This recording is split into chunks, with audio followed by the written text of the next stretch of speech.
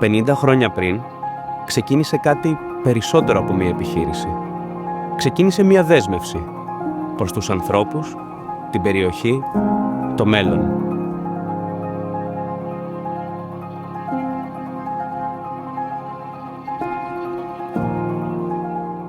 Περισσότερο από έναν αιώνα πριν, η Ξάνθη ξαναγεννήθηκε μέσα από τον καπνό, μεγάλωσε και άνθησε χάρη σε αυτόν.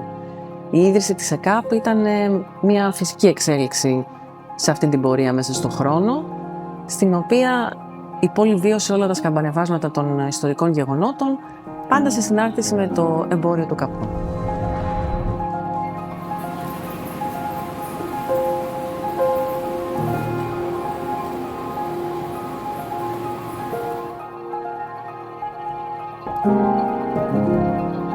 Δεν είχαμε πολλά μέσα. Είχαμε όμως ενότητα και θέληση. Και πίστη ότι χτίζαμε κάτι που ήταν για όλους μας και όχι για λίγους. Η ΣΕΚΑΠ δεν ήταν ένα απλό εργοστάσιο για μας. Ήτανε το δεύτερο σπίτι μας και ο βασικός παράγοντας που μας έκανε να ελπίζουμε ότι μπορούν και θα έλθουν καλύτερες μέρες.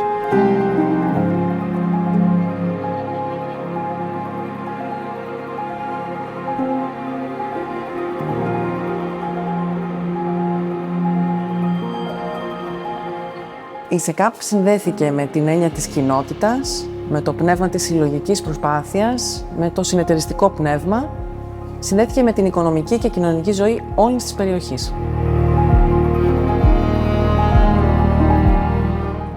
Δεν πρέπει να ξεχνάμε ότι η Ξάνθη ήταν μια παραδοσιακή πόλη του καπνού και όταν ακόμη ήρθαν οι πρόσφυγες, το προϊόν που τους κράτησε όρθιους ήταν ο καπνός. Και αυτό είναι κάτι πάρα πολύ σημαντικό.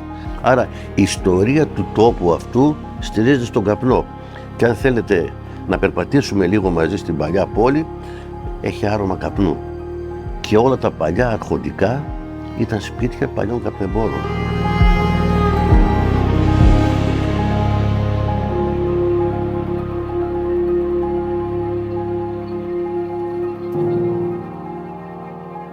Γενικά υπάρχει ένας πολύ στενός δεσμός μεταξύ των δύο εταιριών, ένας δεσμός που ξεκίνησε πριν από 50 χρόνια, που συνεχίζεται.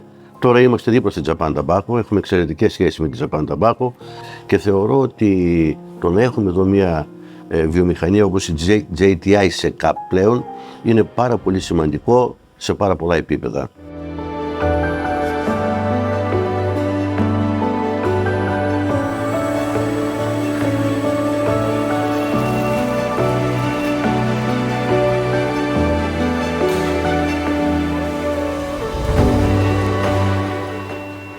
Έχω δει το εργοστάσιο να αλλάζει, να εξελίσσεται και η επένδυση στην JTI σε αυτό το 2018 το έχει μεταμορφώσει.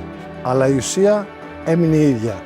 Η ανάπτυξη έρχεται με έμφαση στην ποιότητα, την καινοτομία και πάνω απ' όλα στους ανθρώπους που βρίσκονται εδώ κάθε μέρα.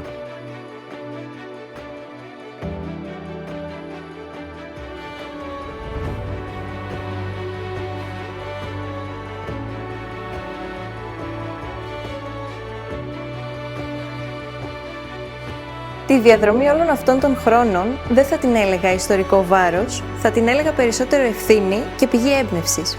Μας δείχνει το δρόμο για το πώς να συνεχίσουμε, να σχεδιάσουμε, να τολμήσουμε. Είναι η ευκαιρία να βάλουμε το δικό μας αποτύπωμα στο μέλλον. Το μέλλον χτίζεται σήμερα με επενδύσεις στην παραγωγική αριστεία και την κορυφαία ποιότητα. Χτίζεται με σεβασμό στην περιοχή και τους ανθρώπους της. Το μέλλον δεν είναι υπόσχεση. Είναι σχέδιο. Σχέδιο που στηρίζεται σε 50 χρόνια εμπειρίας και στη δύναμη μιας ομάδας που κοιτά μπροστά. 50 χρόνια, σταθερά εδώ, για το μέλλον.